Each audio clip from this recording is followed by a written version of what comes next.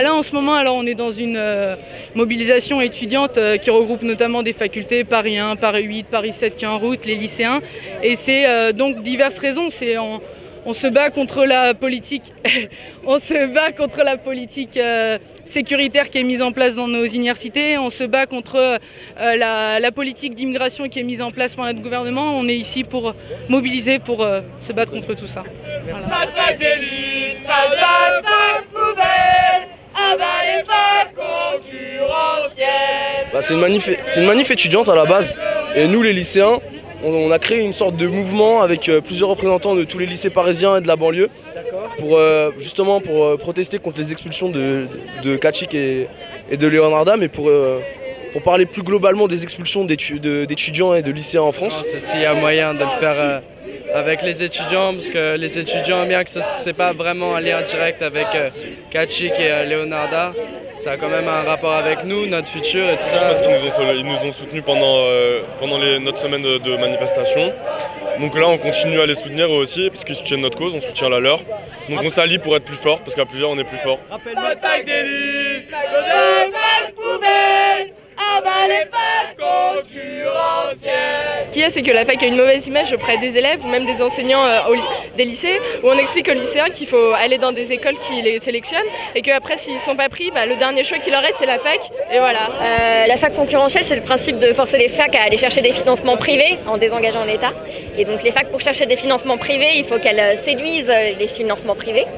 Et donc qu'elles entrent dans des logiques entrepreneuriales et qu'elles entrent en concurrence entre elles pour avoir les financements surtout. Un truc important qui est aussi le fait qu'on veut placer justement les facs françaises sur un plan, sur un classement international, et par conséquent, le système des facs en France où il y a finalement des entre guillemets petites facs va être plus forcément d'actualité, ce qui va faire aussi qu'il va y avoir des presses, des regroupements d'universités qui vont écraser des filières, qui vont écraser des composantes, mais sous prétexte de former des grands ensembles qui soient plus concurrentiels, notamment aussi au niveau international et pas seulement au niveau des entreprises. Mais les financements publics aussi sont soumis à des concurrences, puisqu'il y a par exemple dans la recherche, c'est les financements par projet. Donc les financements par projet, ça veut dire qu'il faut monter un projet de recherche pour avoir un financement. Et donc c'est le labo ou l'université qui monte le projet qui répond à l'appel à projet à financement public, qui répond de la meilleure façon, qui aura le financement. C'est un peu comme aux États-Unis où les entreprises elles sont Exactement. dans la Moi personnellement, je suis à Paris 8 et ce qui se passe aujourd'hui, c'est qu'il y a 1 600 000 € qui vont être utilisés dans la sécurité. Et alors pour trouver cet argent-là, ils vont prendre de l'argent au département. Et il y a des départements qui sont en train de mourir, l'anthropologie, la musicologie, bientôt la sociologie, les arts plastiques. Non, en fait, ce qu'il parle, Clément, c'est par rapport à Paris 8, le nouveau règlement intérieur. La présidence, ce qu'elle veut faire, c'est qu'elle veut mettre donc 1,5 million dans les caméras, alors qu'en vrai, il y a les filières qui ferment, comme par hasard, les filières qui ne sont pas libérales. Bon. En fait, nos conditions d'études, elles sont dégradées, les locaux, ils tombent en ruine et tout. Mais non, elle trouve qu'il faut mettre 1,5 million dans les caméras. Alors, elle veut mettre des caméras, des vigiles, l'accès des flics à la fac, l'interdiction d'affichage, prévenir un mois à l'avance si on veut faire des AG, rien que des AG ou tenir des tables ou quelque chose, faire des événements le soir et tout. Enfin, c'est pas la conception de Paris, de l'héritage de Vincennes et tout ça. Alors on nous dit quoi? On nous dit oui, vous voulez pas vivre de façon libérale, mais vous avez le droit, vous avez qu'à faire de la sociologie, du Sciences Po, de l'art, de machin. Ok, très bien. Bah après, par contre, n'espérez même pas avoir un boulot. Ah, mais vous avez eu le choix, hein. Vous avez vu le choix. On a le choix, on est en démocratie. Mais par contre, on va faire en sorte que vos filières elles aient pas de fric, qu'elles ferment, et on va faire en sorte que vous n'ayez pas de boulot. Voilà. Donc en fait, non, il n'y a pas le choix. On a le choix entre quand on va voter, c'est libéral ou illégal. À vous de choisir.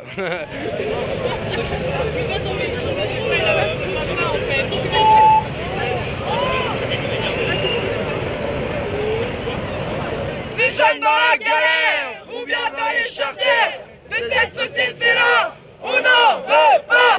Bon, en gros, ça va mal dans l'université parce que ça fait des années qu'on se tape des contre-réformes qui font que de toute façon, il y a de moins en moins de fric pour les facs. Que plus on met la fac dans une misère pareille où les locaux sont pas assez grands, où il n'y a pas assez de chaises, évidemment, ça n'encourage pas les étudiants à y aller. Hein. Et moi personnellement, je suis en thèse et je donne des cours et on m'a pas formé pour donner des cours. Bon, bah voilà.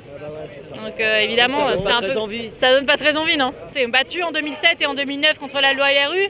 On n'a malheureusement pas su à gagner parce que je pense qu'on n'a pas réussi à faire l'unité entre les profs et les étudiants et les BIATS, alors qu'aujourd'hui on se rend compte qu'on est exactement dans la même galère. Donc on demande de l'argent pour pouvoir payer des profs, ouvrir des cours, recruter des profs dans les lycées, ouvrir de nouveaux lycées. Et à côté de ça, ce que fait Manuel Valls, c'est qu'il expulse des lycéens, il expulse des collégiens. Il y a des budgets qui sont alloués à la sécurité des facs, il y a même des budgets qui sont alloués pour engager des entreprises pour venir faire la sécurité dans les universités. Parce que moi j'ai repris mes études à 40 ans et que ça a été facile à mon époque. Je ne suis pas sûr que ça le soit encore aujourd'hui. Je ne pense pas. C'est plus un espace ouvert ou ouvert au savoir. Là, je ne sais pas ce que ça va donner. Du capital sont les collabos.